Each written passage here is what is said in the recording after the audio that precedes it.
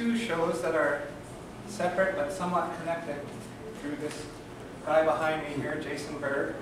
Jason came here in August, and early August and started working with a group of Indigenous youth from the Okanagan, doing workshops on Saturdays. And the result is the work that's in the lounge, which is this smaller area over here. I don't know if you really understand, I'm sure you do, but I see a great future here, and I think that the visual arts could really blossom, and I'm sure it already is. It's been amazing. I think the youth did a great job, and I think a special thank you should be also noted to Jennifer Pickering. She's hosted me, I've stayed with her, she's rented me a room. We've cooked, we've gone to the gym, we've cleaned up, we've done all kinds of crazy stuff. And you know, it's like this journey that you're involved in, those youth that came through the program, I really hope you understand. It's a lot of work, but it's worth it. I used to go out picking huckleberries with my grandmas. I used to go and help. I used to, like, the elders that couldn't go out berry picking, I went out and I got the berries. I got their roots or whatever they did. And like, yeah, it's just basically we're losing that connection. We have to embrace that. That's pretty much what my whole piece is about. I started with the clay, and I just made a face, like, and then I put a cast over it, and then I molded every face because they're supposed to be all from the same mold. And then I started making like the young woman, the middle-aged woman. You can see a little bit of the wrinkles, and then the older woman. I done this with Dremel and wood tools. This is charcoal. This is all natural, except the turtles around. This is charcoal. This is red ochre I used in here, and I used a lot of the pictographs from the Okanagan pictographs. I didn't even know, seriously, how I came up with this piece. I was looking at Barb Marchand, and I was like, you want us to make something out of bones? Like, what are you talking about? How are you supposed to do this?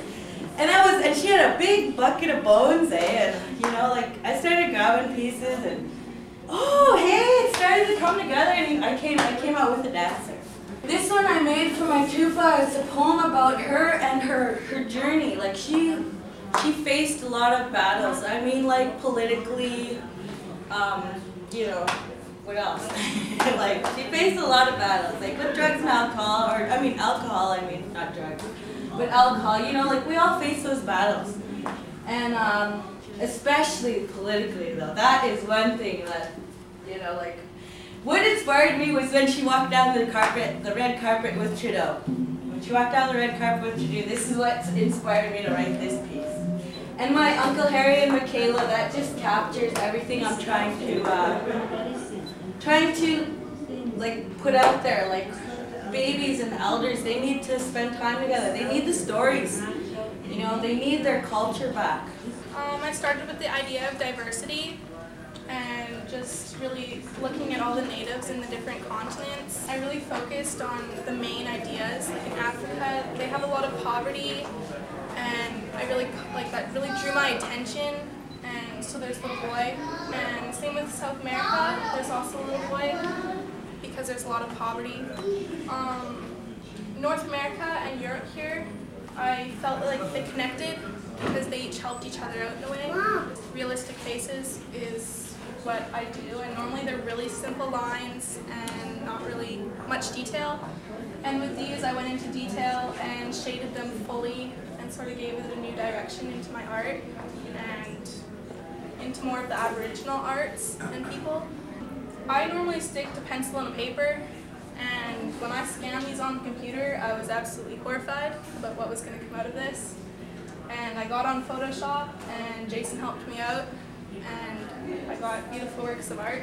I went for a hike a couple weeks ago, and I took that above Rainbow Falls, and this is up Sugar Lake on my property, taken last winter, and this one is at Slogan Lake in the Kootenays, and this one was taken at Horseshoe Bay last year. This is a shot of the Rockies, and I really enjoy taking landscape photos. I'm in the mountains a lot. There's something about that just really relaxes me, and I see the beauty. And one thing I enjoy doing is adding color to my photos. And you'll notice I have 4 pieces out front. 2 of them are taken of my daughter, 1 of my niece, and another landscape photo where I took the eyes of my son and put it behind him. And I just wanted to explain a little bit about my photos. I'm really nervous. And yeah, that's pretty much all I have to say. Yeah. Just at least I said something. Yeah, and I want to thank you. I want to thank Lindley's beautiful family. I want to thank you all for your dedication, your commitment, and that's one of the beautiful things that I find about their work is their sensitivity. Their sensitivity not only to their family but to their land. You can tell that they love it.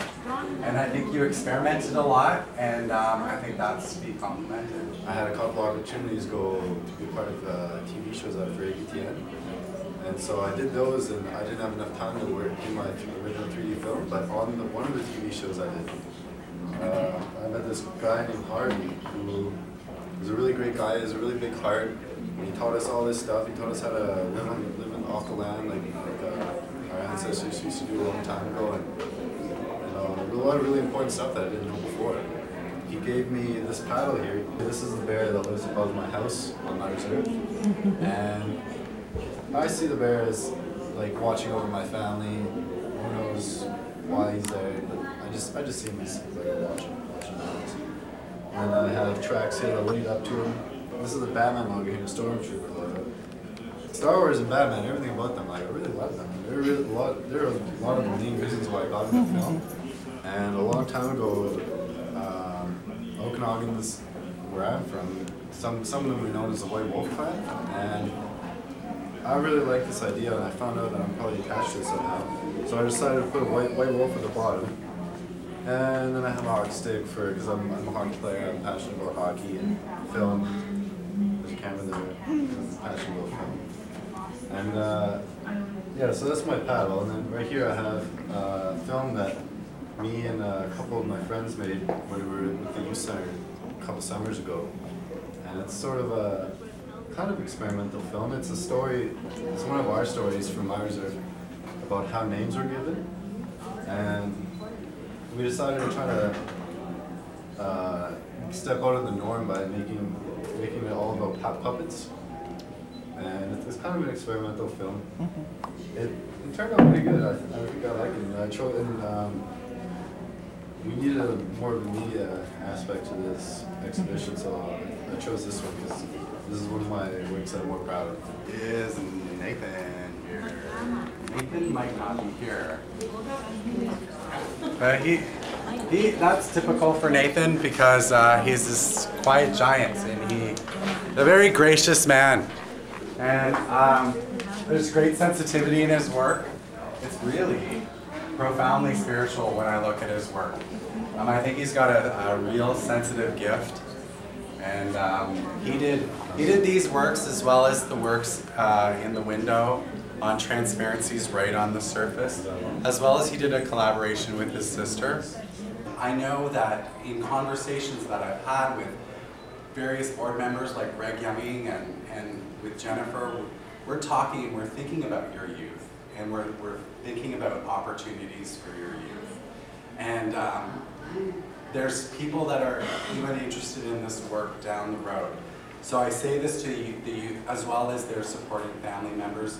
Be encouraged, okay? It's been an honor to work with you, and I thank you.